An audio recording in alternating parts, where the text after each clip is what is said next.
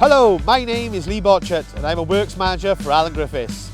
I've been working on the Worcestershire framework for over 12 years.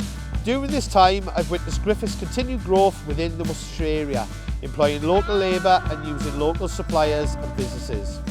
As a company, we're committed to the continued development of our workforce, and we encourage and support the personal progression of all employees. We're also always looking for ways to lessen our environmental impact on all of our schemes. So we're developing better waste management, replacing traditional diesel with HVO fuel and using solar powered generators on site. Our teams all support this, and our on-site suggestion boxes are always in use. They monitor daily and all reports and suggestions are acted upon.